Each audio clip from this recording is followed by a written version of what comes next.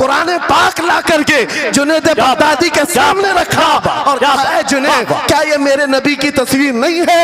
आंखें देखना हो तो पढ़ो, मा ज़ागल बसर हुआ मा तगा, चेहरा देखना हो तो पढ़ो, वद्दुहा वल्लैलि इज़ा सजा, हाथ देखना हो तो पढ़ो, वमा रमैत इज़ रमैत वलाकिन्नल्लाह रमा, अगर कदम देखना हो तो पढ़ो, ला उक़सिमु बिहादल बलद व अंत हिल्लुम बिहादल बलद, अगर सीना देखना हो तो पढ़ो, अलम नशरह लका सदरक व वदअना अन्का विज़रक, अगर इस नबी की गुफ्तार देखना हो पढ़ो, वमा यंतिकु अनिल हवा इन हुवा इल्ला वहयु यूहा, इस महबूब की अताएं देखना हो तो पढ़ो, इन्ना आतैना कल का नारे तकबीर।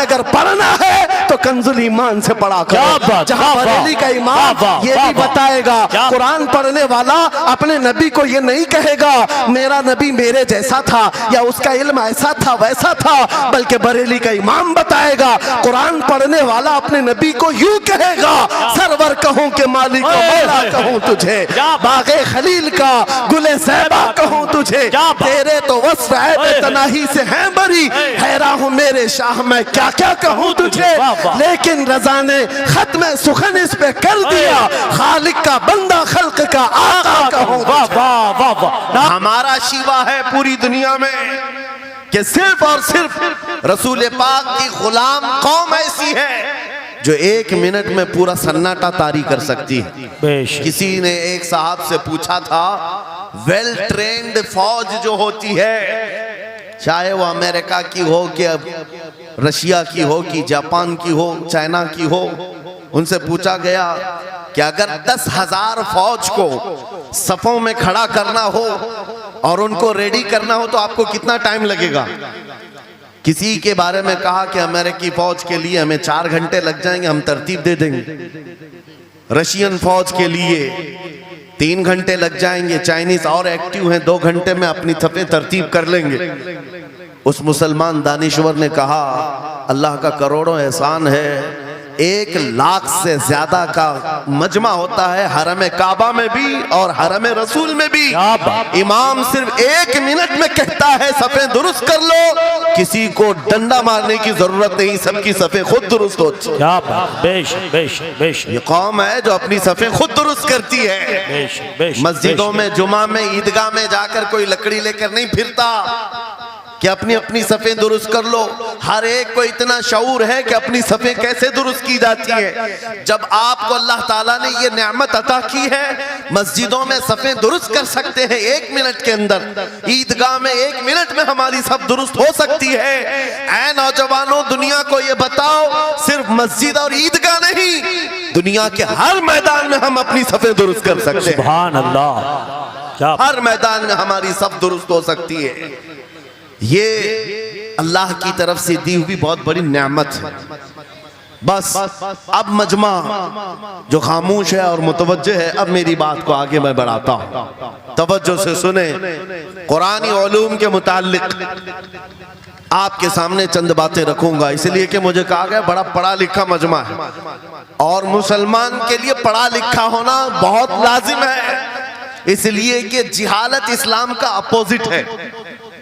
जिहालत इस्लाम का अपोजिट है।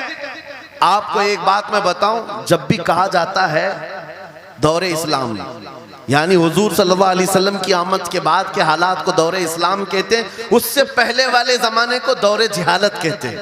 जबकि इस्लाम का अपोजिट तो कुफ्र होना चाहिए, कुफ्र होना चाहिए।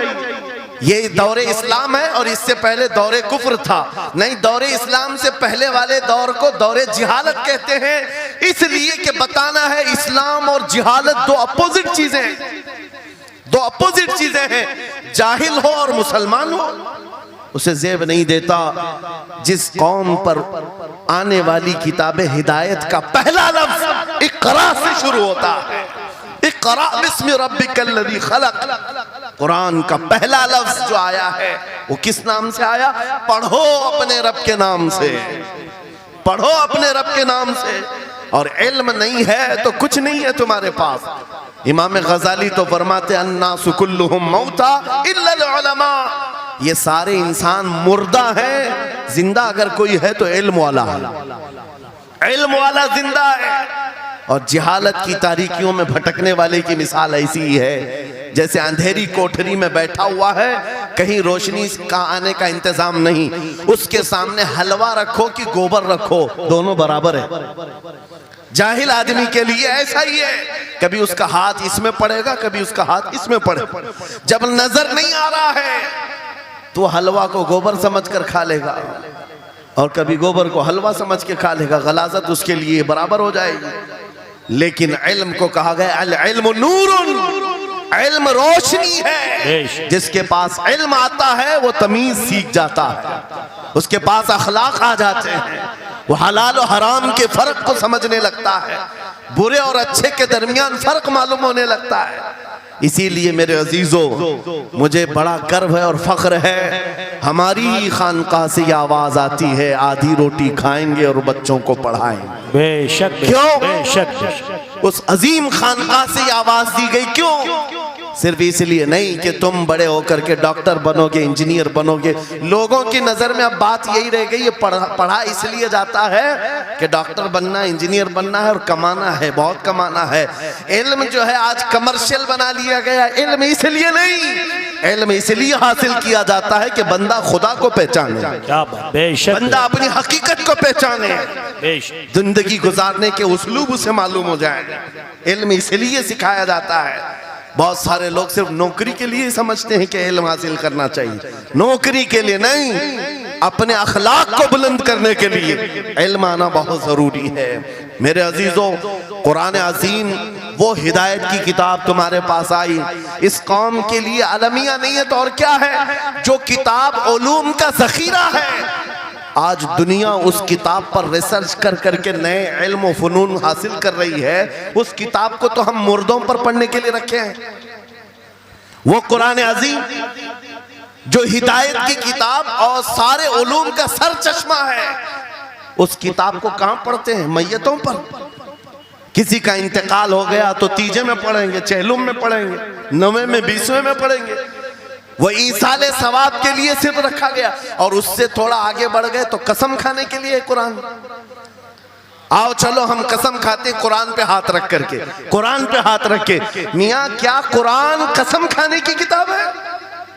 कुरान की वो आयत मैंने सबसे पहले पढ़ी, अल्लाह फरमाता ज़ालिकल किताबु ला रैब फीही, ये वो किताब है जिसमें शक की गुंजाइश नहीं, और ये हिदायत है परहेजगारों के लिए।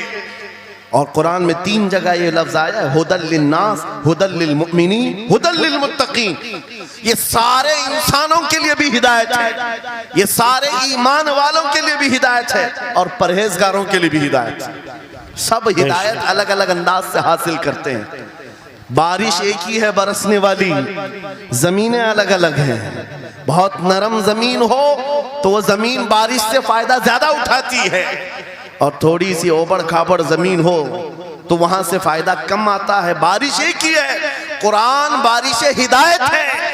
जिसके दिल की जमीन जितनी नरम होगी उतना वो उससे हिदायत उठाएगा। सुभान अल्लाह, बेशक, उतना उससे फायदा उठाएगा। और आज हालात ये हैं, ऐ नौजवानों अपने दिल पर हाथ रख करके बताओ, कुरान कितने लोगों ने पढ़ा है? कुरान कितने लोगों ने पढ़ा? मैं हाथ नहीं उठवाता, किसी भी बात पर हाथ मत उठाया करो। ना ही झूठे हाथ उठाना है, ना सच्चे हाथ उठाना है, ना ही किसी और को शर्मिंदा करना है। अपने दिल पे हाथ रख करके बताओ कुरान कितनी मर्तबा पढ़ लिया।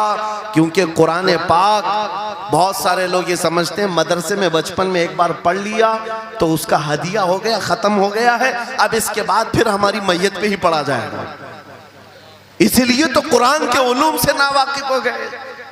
अरे समझना तो दूर की बात, देख करके पढ़ना भी मुश्किल है। आज लोगों का देख कर पढ़ना मुश्किल हो गया। कुरान तुम्हारे पास बहुत सारी किताबें नहीं है, बहुत सारे ग्रंथ नहीं, बहुत सारे वेद नहीं है जिनका शुमार ही नहीं है। तुम्हारे पास ओनली वन, एक किताब कुरान पाक, ऐसी महफूज किताब जिसके बारे में अल्लाह ताला खुद फरमाता है सूरह कमर में, वलक़द यस्सरनल कुरान लिज़िक्रि फ़हल मिन मुद्दकिर।